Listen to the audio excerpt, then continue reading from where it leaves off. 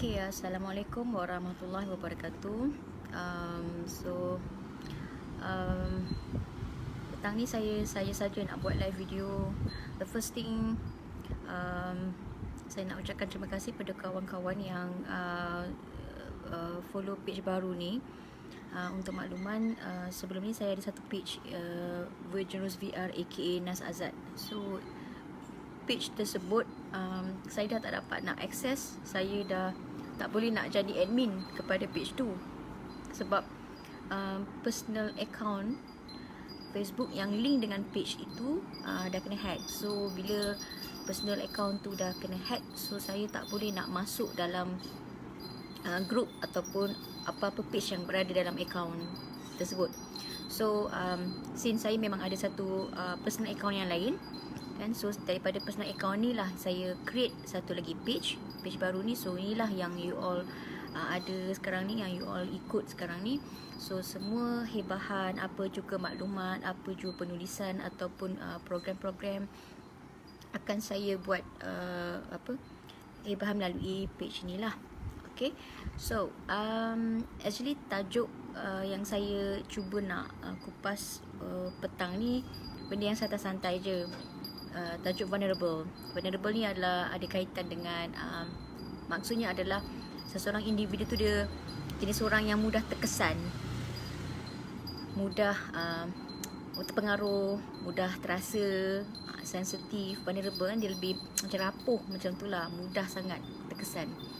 But before that, saya akan cuba jawab satu soalan daripada kawan kita. Sebab sebelum saya nak live ni, dia ada inbox saya dalam Instagram.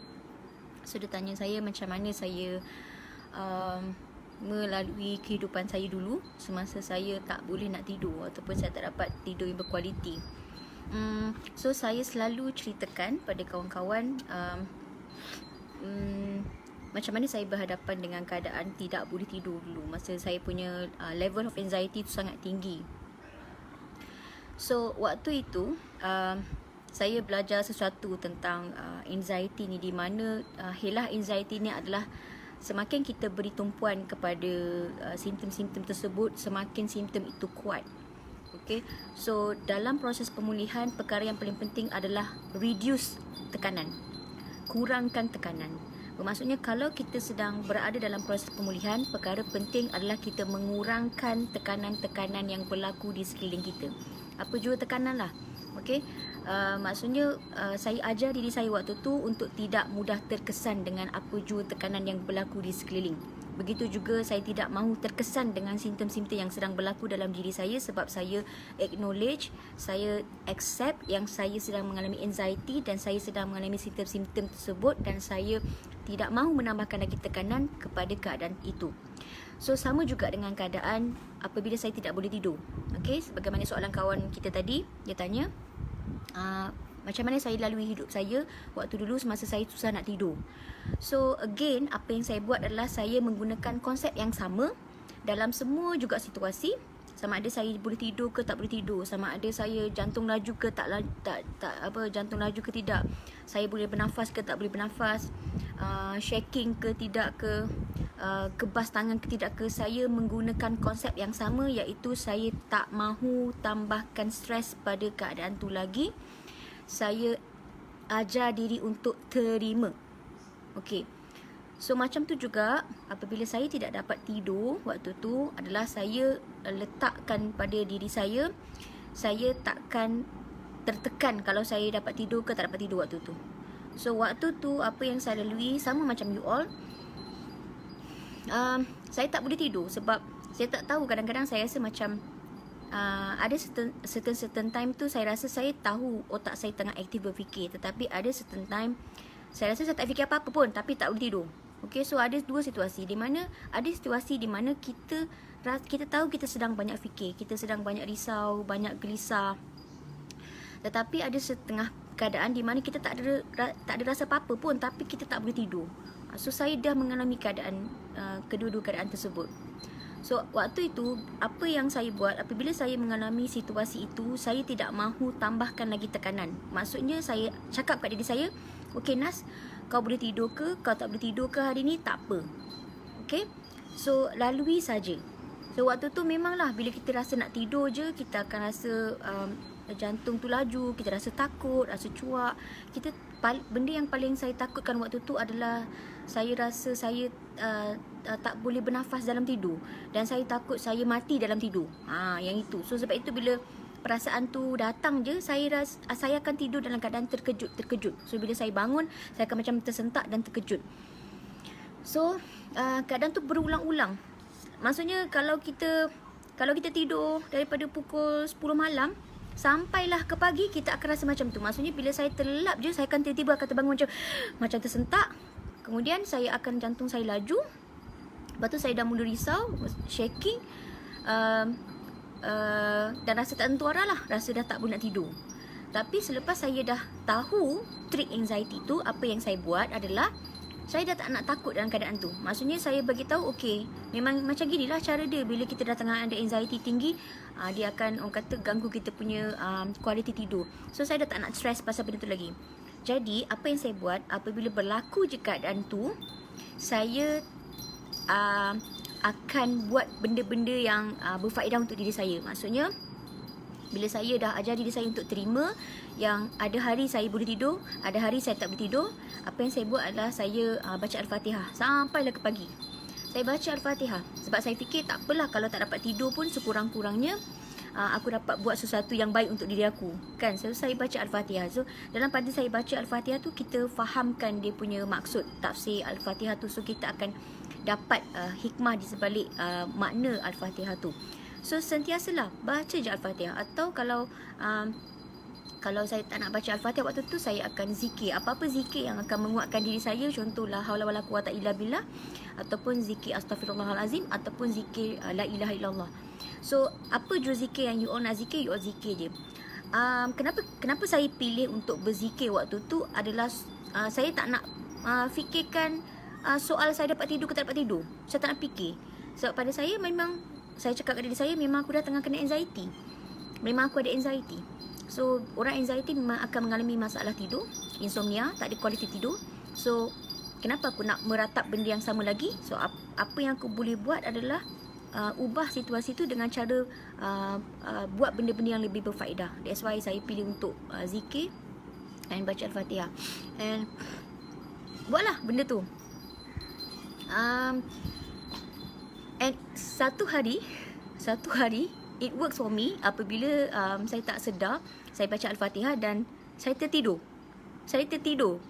Kemudian besoknya, tanpa ada expectation apa-apalah, saya tak nak mengharapkan apa-apa, saya buat lagi baca Al-Fatihah dan saya tertidur. Sampailah hari-hari seterusnya. Dan saya dapat balik saya punya kualiti tidur. Saya tak ingat berapa tempoh waktu, tapi saya rasa lebih kurang 2-3 bulan juga dalam keadaan saya sentiasa baca benda Al-Fatihah tu, sampailah saya boleh dapat kualiti tidur saya semula. So bila kita buat satu benda tu, kita jangan mengharapkan benda yang lain. Maksudnya kita buat tu sebab kita memang nak buat. Sebab kita tahu, okey lah, kalau kita berzikir, kalau kita baca Al-Fatihah, sekurang-kurangnya kita dapat pahala. Saya fikir macam tu lah waktu tu. So saya amalkan. Tapi tanpa disangka-sangka, dengan cara saya buat macam gitu, lama-lama saya punya mind tu makin stable dan saya dapat kembalikan semula saya punya waktu tidur.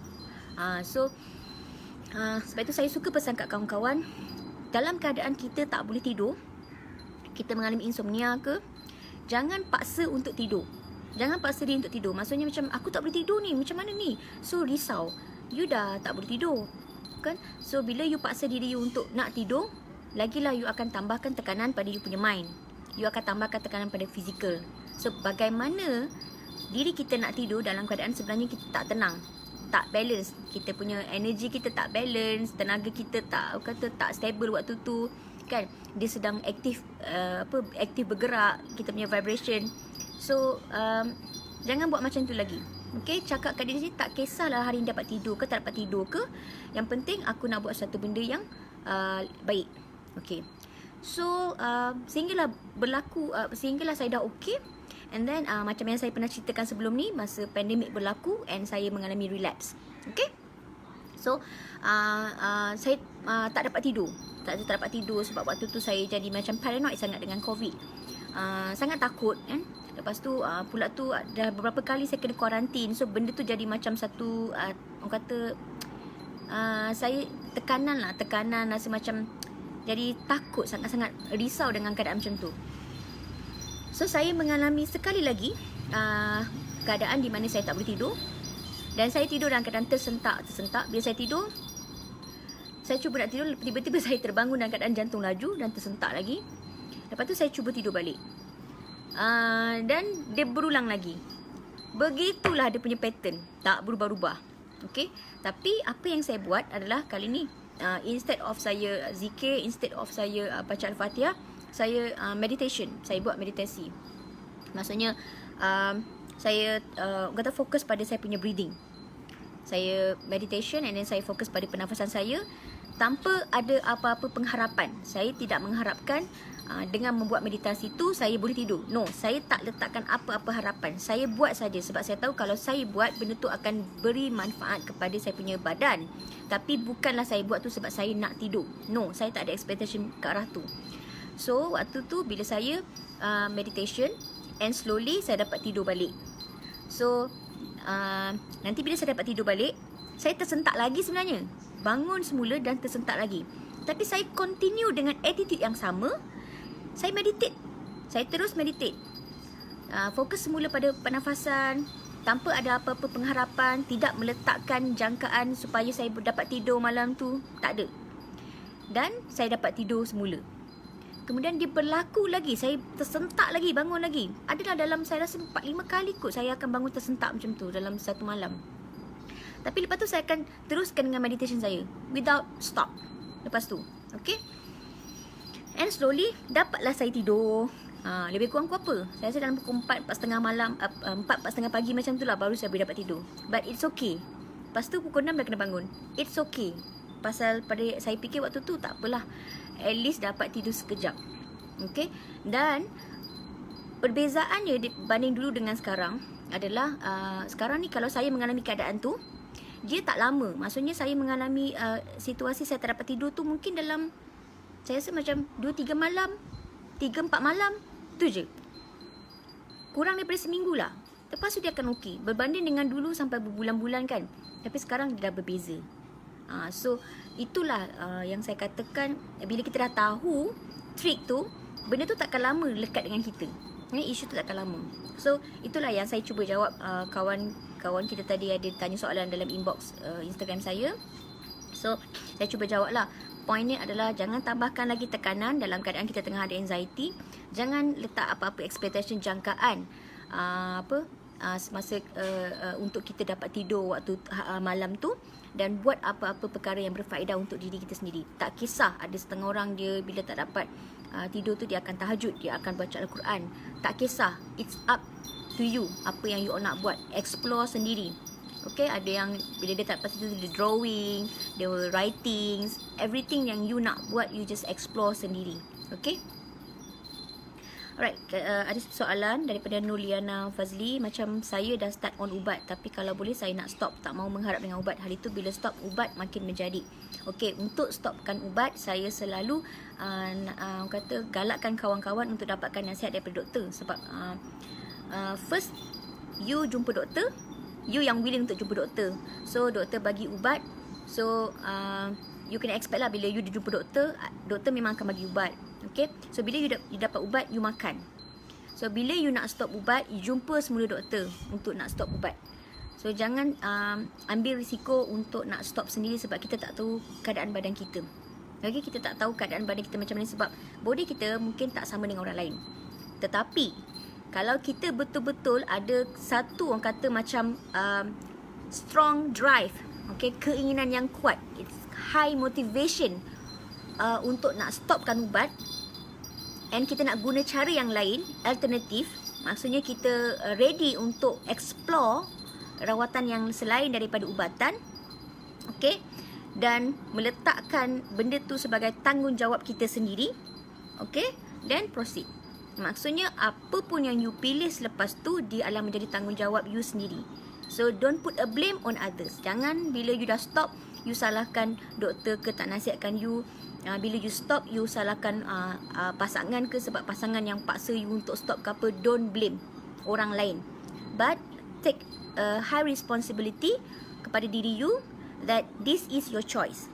You yang pilih untuk nak stop sebab you nak, orang kata nak pergi ke hadapan lagi untuk explore lebih banyak rawatan-rawatan yang ada, untuk nak bereksperimen dengan diri sendiri dan buat.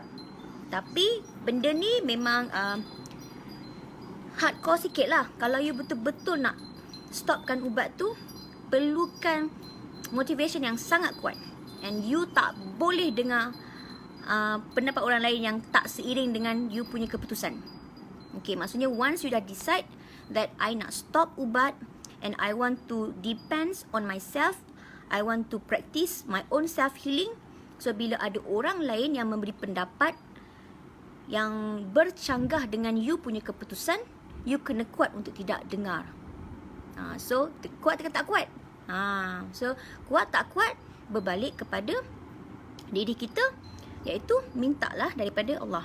Sebab semasa saya baru sekali sebiji makan ubat dulu, okay, baru sebiji makan ubat, saya decide untuk berhenti sebab saya rasa saya dapat satu orang kata it's a pemacu. Saya dapat satu semangat yang mana saya kata this is my soul, this is my body, this is my mind, and this is my feelings, and I am responsible on this. Saya yang bertanggungjawab. Apa pun saya akan buat yang terbaik untuk diri saya, bersandarkan kepada Dia, Tuhan. Maksudnya apa yang kita buat, kita kena yakin yang Allah akan beri petunjuk dan Dia yang akan bantu kita. So kat situ yang very tricky sikit. If you want to do, just make sure that you memang betul-betul dah nekat to stop. Tapi pada saya tak salah, because it's a choice. Pilihan kita masing-masing. Betul tak? Sebab saya selalu pegang rawatan dan pemulihan dalam dunia ni sangat-sangat banyak. It's universal. Okay, so kita jangan terperangkap dalam satu bentuk rawatan sahaja. Explore lagi, eksperimen lagi.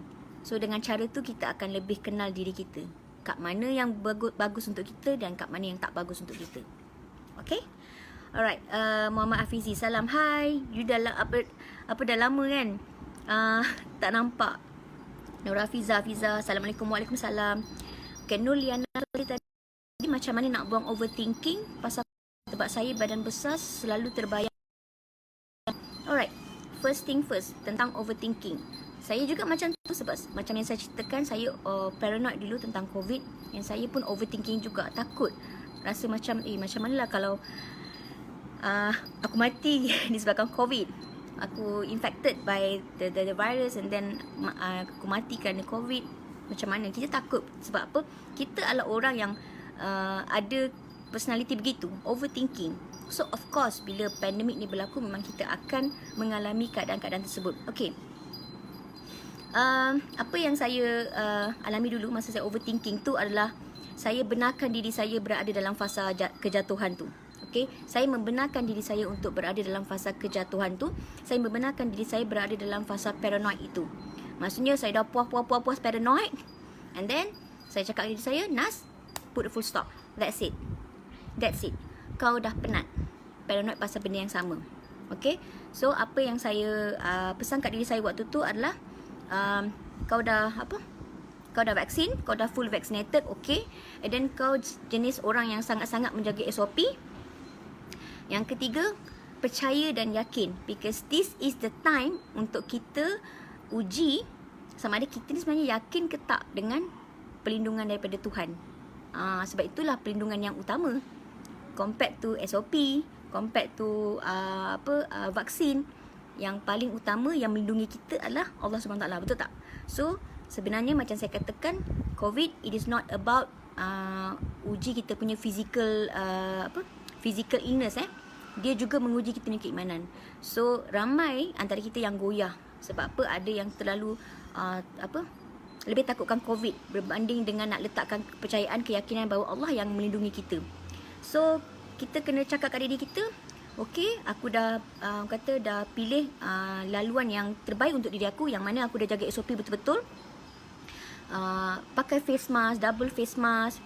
Lepas tu buat penjarakan sosial, tak keluar pergi mana-mana yang tak perlu, setakat pergi keluar bekerja. And then sentiasa cuci tangan, pakai hand sanitizer. Lepas tu dah full vaksin. So apa lagi? That's it. The rest kita minta ke Allah, ya Allah Tuhanku sentiasa lindungi aku. Kenapa dan kita kena jelas kenapa kita nak hidup. Kita kena jelas kenapa kita nak hidup nak hidup lama. Kenapa kita nak panjang umur. Kita kena jelaskan apa niat kita. Mungkin kita kata minta ke Allah, ya Allah Tuhanku kau panjangkan umur aku, lindungi aku sebab pertama aku ada tanggungjawab yang lain. Aku nak berbakti, aku nak memberi sumbangan. Apa-apa pun yang you nak, you mesti jelas kenapa you nak benda tu. Okay, you nak sihat, kenapa you nak sihat? You kena jelas. So, nak buang overthinking tu tadi adalah dengan replace balik you punya fikiran tu dengan fikiran-fikiran yang positif. Maksudnya, you cakap balik kat diri you tadilah. Aku dah jaga SOP, aku dah vaksin. So, sekarang ni, momen aku untuk nak meletakkan keyakinan pada Allah. So, sentiasa berdoa. Okay, itu saja. Itu je yang saya buat.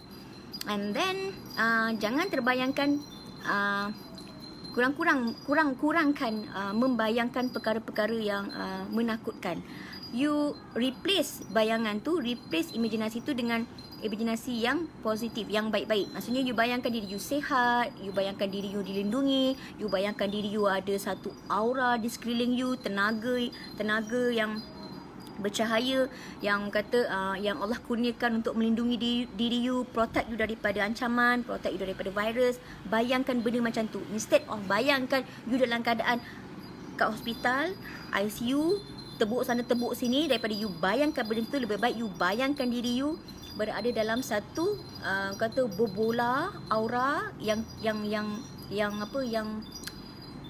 bersinar, yang mana berbola aura tu adalah kata anugerah daripada Allah untuk melindungi you daripada benda-benda macam tu. So replace that imagination.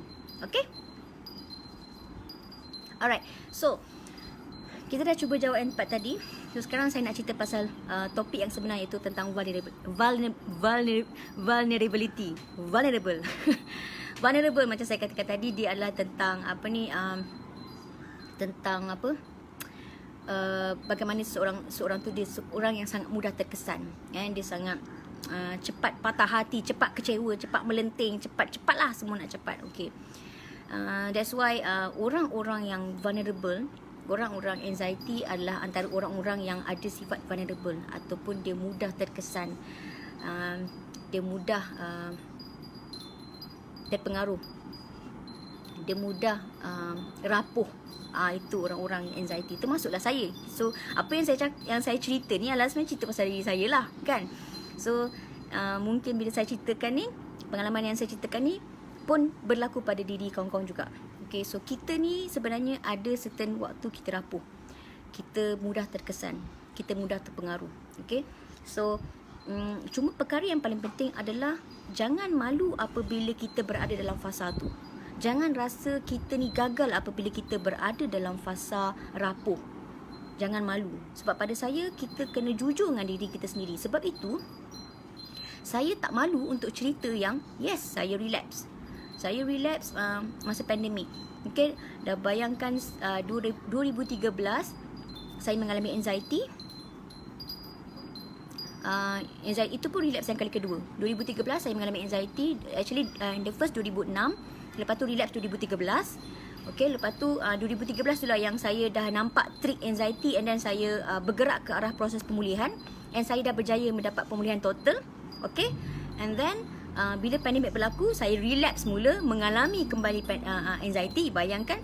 Tapi pada saya, there's nothing to be ashamed untuk menceritakan pengalaman tu kepada orang lain, because pada saya ini adalah pengalaman. Okay, pengalaman yang mana lebih memahamkan kita bahawa apabila kita diri kita pernah fragile, pernah rapuh, pernah ada kata torehan, pernah ada cala, kan. So apabila berlaku je sesuatu perkara di sekeliling yang boleh trigger kita, of course kita akan kata mudah terkesan. Okay, mudah terpengaruh dengan keadaan tu. So it is okay, totally okay menjadi seorang yang vulnerable. It is okay menjadi seorang yang cepat rasa bersalah. It's okay menjadi seorang yang kata mudah sangat nak rasa malu. It's okay menjadi orang yang mudah sangat nak melenting.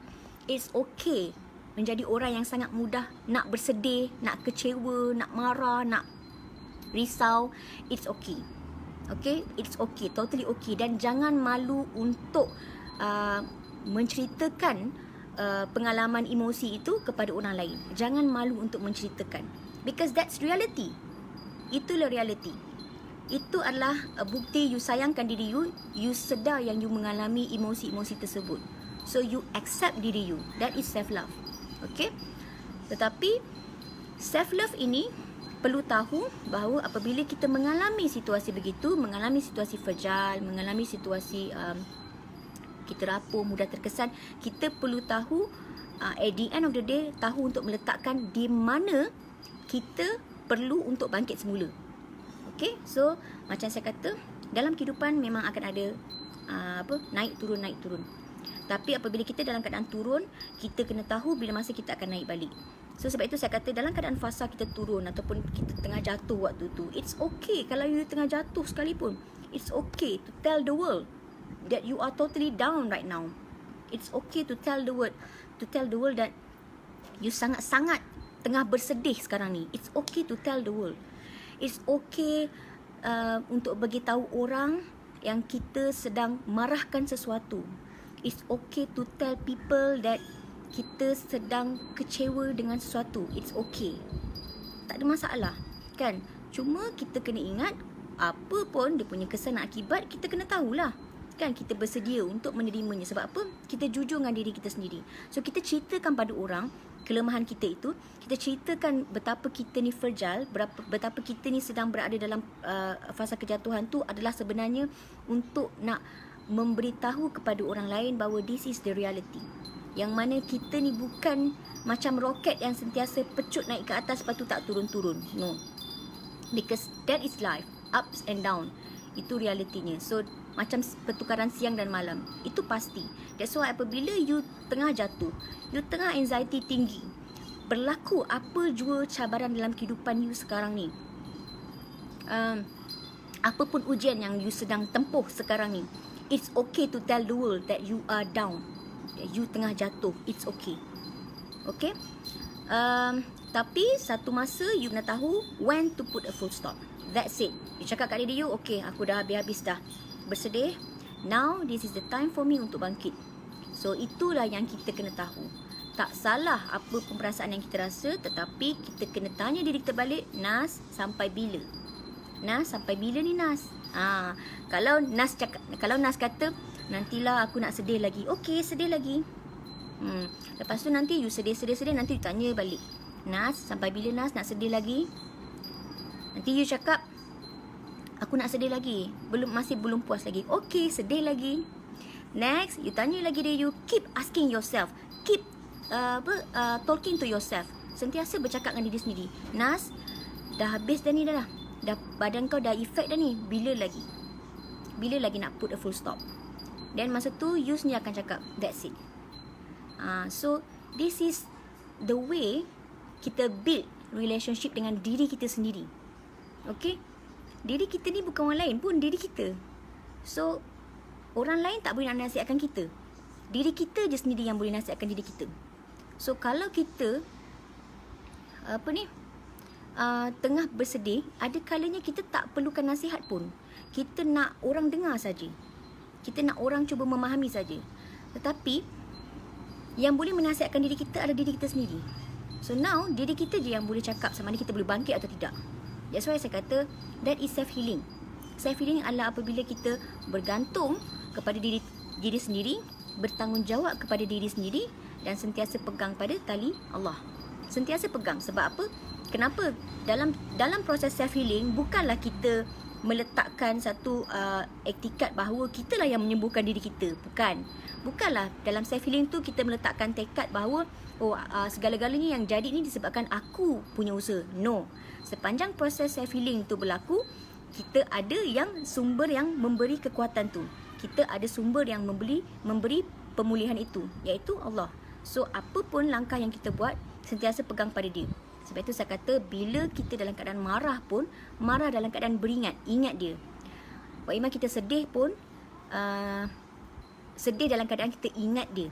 Sebab itu yang akan boleh kata mengimbangi perasaan tu. Jadi tidaklah kita terlalu sedih, tidaklah kita terlalu marah. Mengimbangi. So it's by process. Dia tak adalah macam kita buat tu macam satu hari tu boleh kita dapat perasaan tu. It's by process. Eventually bila you practice benda ni, you akan dapat kesan. You akan dapat tahu macam mana you nak berhadapan dalam keadaan you tengah jatuh, you tengah down, you tengah cepat terkesan, orang cakap pasal you, orang kritik pasal you. Bagaimana you nak handle benda tu, you akan tahu. Because sometimes memang kita akan terlepas perbuatan-perbuatan yang kurang cantik, kurang waras lah kan. Tapi tak apa, because kita bertindak tu atas orang kata tahap kematangan kita waktu itu. Kita mengeluarkan tindakan tu atas tahap kesedaran kita waktu itu. So that is the best that we can do at that moment. Betul tak? Walaupun orang lain nampak macam teruknya dia ni, tapi sebenarnya kita buat tu, kita bertindak tu, itulah tindakan yang kita rasa dah terbaik untuk diri kita waktu tu.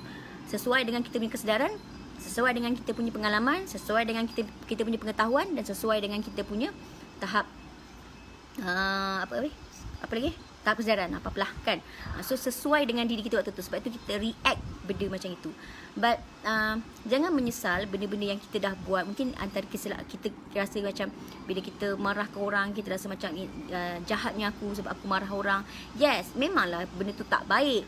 Tapi kita orang kata maafkan diri kita semula. Maafkan diri, bagi tahu okey, aku buat macam itu kerana apa. Kita sendiri yang tahu kenapa kita buat benda tu. Dan kita overcome balik benda tu. Jangan duduk lama-lama dalam keadaan rasa bersalah. Okey, sebab kita orang pertama yang kena sentiasa memaafkan diri kita sendiri. Sebab kalau orang yang kita marah tu dia tak nak maafkan kita tak boleh paksa. Yelah, kita dah lukakan hati dia, betul tak? Kita nak paksa. Tapi kita ni maafkan ke tak apa yang kita dah buat? So maafkan diri kita. Sebab apa? Kita lemah. Kita manusia lemah. Dan ada masa memang kita akan marah. Nak buat macam mana kan? Sebab kita ni bukan angels, bukannya malaikat. Ada masa kita ada emosi, ada nafsu tu. So apabila berlaku je keadaan di mana kita sangat-sangat vulnerable, kita sangat-sangat down, kita sangat-sangat dipenuhi dengan tenaga-tenaga yang rendah di sekeliling kita, jangan rasa bersalah. Okay? Alright, so I think setakat ni saja yang mungkin saya boleh kongsikan, because ini pun dah lewat. Okay. Kak Zura, asbab COVID, cinta hatiku pergi untuk selamanya. Allahumma moga Allah reda. Kak Zura, semoga Kak Zura terus kuat. Terus kuat, sebab kekuatan tu hanya daripada dia saja. InsyaAllah akak boleh lalui benda macam gini. And saya pun tak tahulah, because saya juga pernah mengalami kehilangan suami tercinta disebabkan kemalangan jalan raya. Dan yang mana keadaan waktu tu saya mengalaminya dalam keadaan saya kena anxiety. Saya tengah ada anxiety dan suami saya dipanggil ilahi. Tapi bila saya dengar orang lain yang pasangannya diambil oleh Allah kerana COVID, saya sangat terkesan. Saya sangat terkesan sebab this is pandemic kan. So dia sangat memberi kesan lah. Sebab tu saya rasa saya macam rasa akak lebih kuat daripada saya. Saya rasa akak lebih kuat daripada saya. So if I were in your place, I don't know how to react. So saya sentiasa doakan akak kuat. That's why bila saya baca akak punya posting akak, memang saya sangat-sangat terkesan. And saya doakan akak terus kuat. Okay. Macam mana nak hilangkan patah hati akibat kehilangan? Jangan. Memang kita patah hati kak. Dah kehilangan suami lepas 5 tahun kehilangan suami, baru saya tahu yang saya masih belum heal lagi daripada kehilangan dia. So bayangkan, it's not easy. So take your time, it's okay. Kak Huda, Waalaikumsalam. Okay, only time will heal, right? InsyaAllah. Saya nak kata masa yang menyembuhkan, saya pun tak pasti. Masa yang menyembuhkan hati kita bila kita kehilangan orang yang tersayang, saya pun tak pasti. Sebab saya beranggapan waktu tu saya rasa dah macam dah pulih daripada kata trauma kematian suami. Tetapi it took 5 years kot. Benda tu saya tak sangka 5 years. Tapi it's by process. I think it's by process. And dalam proses tu, dalam apabila ada waktu di mana akak rasa down balik, always get back to him. Balik semula ingat Allah. Sebab itu je yang saya buat. And until now, saya dah 9 tahun tanpa arwah suami di sisi. And I can say that there's certain time yang saya rasa macam saya rindu dia. Masih ada. Macam mana nak cakap? Sebab kehilangan orang kita sayang kan, actually dia masih ada pun dengan kita. So ada masa kita akan rindu dia. So, I think it's okay. It's okay kalau kita rindu dia. Okay, Abdul Zahid Muhammad Tarmizi, saya lepas baca e-book Puan boleh jogging sampai 8 km. Wow, saya pun tak boleh jogging sampai 8 km. Saya jogging cuma 2 hingga 3 km sahaja. I'm so proud of you. Congratulations. Oh, bagusnya. Saya jogging 2 hingga 3 km je. Lepas tu saya dah cakap okay, nak cari roti canai. Itulah perangai aku. Kan? So, okay, tahniah. Okay, baguslah. Alright, so before saya close live session ni, saya harapkan apa yang saya kongsikan pada petang ni dapat memberi manfaat, dapat kata bagi sedikit tips pada kawan-kawan, because apa yang saya kongsikan adalah berdasarkan pengalaman peribadi saya. Dan disebabkan benda tu dia berkesan untuk saya, that's why saya rasa macam okay, why not saya share dengan orang, manalah tahu dia berkesan untuk orang lain pula kan. So saya just share je lah, ceritakan. Kan saya macam storyteller kan, so saya cerita je lah pengalaman saya. So I don't mind kalau saya menceritakan pengalaman-pengalaman di mana saya down ke, saya ups and down ke, I don't mind to tell you all. Sebab it is my pengalaman. Berada dalam tubuh badan Nazihah Iriani ni, dia adalah satu pengalaman. So any experience, any emotions, any thoughts that yang saya alami, I will share to you. Okay, so last but not least, before saya nak tutup, saya ada buka learning and sharing session. Yang mana learning and sharing session ni adalah sesi di mana kita belajar sambil kita kongsi apa yang you all rasa. So ini adalah personal session. Yang mana personal session tu saya buka untuk kawan-kawan yang dia lebih seronok atau lebih selesa bercakap one by one dengan saya. Okay, sebab sebelum ni saya buat secara dalam kumpulan. So dalam kumpulan tu dia makan masa sampai 2 jam setengah. I mean almost 3 hours kita dalam satu Google Meet tu lama. So susah untuk kita nak go through satu-satu punya isu. That's why saya buka sesi ni, learning and sharing session. Saya buka sesi ni one by one personal. Okay, boleh pilih setiap hari Jumaat dan Sabtu sahaja. Setiap hari Jumaat dan Sabtu sahaja. Masa yang saya peruntukkan 1 jam. Okay, 10 hingga 11 pagi. Hari Jumaat atau Sabtu, 10 hingga 11 pagi. Kalau kata you all nak pilih masa yang lain, okay, just bagi tahu saja. Tapi Jumaat dengan Sabtu, sebab itu waktu saya cuti. So waktu saya tak bekerja, that's why saya kata macam okay, Jumaat Sabtu okay. Tapi saya tetapkan 10 hingga 11 pagi. Atau kalau tak dapat 10 hingga 11 pagi, you all nak request 2-3 petang ke, anytime, just inbox saya akan cuba adjust masa. And untuk sesi tu 1 jam, saya letakkan mahar RM60. Kenapa saya buat free of charge, now saya letakkan harga sebab dia adalah sesi-sesi yang sangat mahal untuk you all. Trust me, dia adalah sesi yang sangat mahal untuk you all. So kalau if you pay for it, in a hope that you practice apa yang kita dah bincangkan dalam sesi tu. So saya tak nak bila kita buat sesi yang percuma, kebanyakannya suka dengar saja, tapi tak nak ada action, tak nak bertindak. Okay, so now I have to put charge on the session because I nak you all bayar benda tu and you buat. You kena practice. Once you practice, then you akan dapat rasa kesan dia. Kalau you dah bayar tapi you tak practice, mesti you akan rasa rugi, betul tak? So now I have to charge on that session only 1 hour. And I'm going to share all the tips how to overcome with anxiety or any life issues yang you ada. You can share with me and I'm going InsyaAllah kita akan bincang. kita akan bincang yang akan susun balik. So previously saya ada buat satu sesi, sesi yang lepas. So it's a quite interesting session. And kawan kita tu sangat-sangat happy dan saya rasa bersyukur. Okay, sebab bersyukur dan saya happy sebab kerana kudrat Allah tu saya dapat tolong orang. So dari situ bila kita bincang, kita akan tahu kat mana kita stuck, kat mana life kita stuck, kat mana kita stuck dalam proses pemulihan ni. Kenapa kita tak bergerak-gerak dalam proses pemulihan. So itu adalah sesi yang, sebab tu saya kata sesi tu mahal. RM60 untuk 1 jam. Tapi sebenarnya bukanlah 1 jam. Sebenarnya you all mesti confirm lebih. Ya, memang selalunya lebih. Memang selalunya macam 1 jam setengah, kadang-kadang 1 jam 45 minit. Memang for sure. But saya takkan extend pun. Saya takkan naikkan harga pun. But it's still fixed RM60. Tapi saya peruntukkan 1 hour lah. Kan? But it's okay. You can, kalau nak, saya akan sentiasa post information tu from time to time dalam page ni dan juga dalam Instagram saya Nas Azad VR. So boleh nak follow saya boleh dalam Instagram. Alright, so kat situ saya akan sharekan ada link untuk pendaftaran Google Form. You just fill the form and then you just masukkan you punya screenshot yang you dah bayar untuk RM60 tu, just masukkan. So nanti set masa apa semua, saya akan revert balik untuk buat pengesahan masa waktu tu semua. Okay, so ambil peluang ni. Yang pertama, untuk you nak pulih mesti ada knowledge. So you kena ada pengetahuan dulu. That's why saya namakan sesi ni adalah learning and sharing session.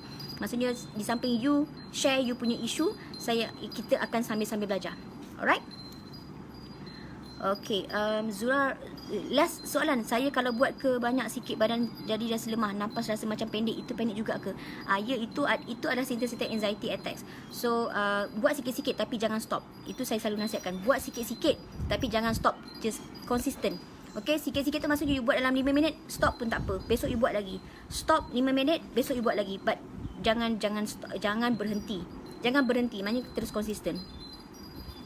Nur Hafiza, saya dah ada buku Kembali Kesedaran. Lama dah, 3 tahun lepas. Alhamdulillah banyak matu. Alhamdulillah, syukur. Kalau ada sesiapa yang nak dapatkan buku Kembali Kesedaran, dah ada dalam e-book, you boleh beli harga RM69. Boleh email saya, virginrosevr@gmail.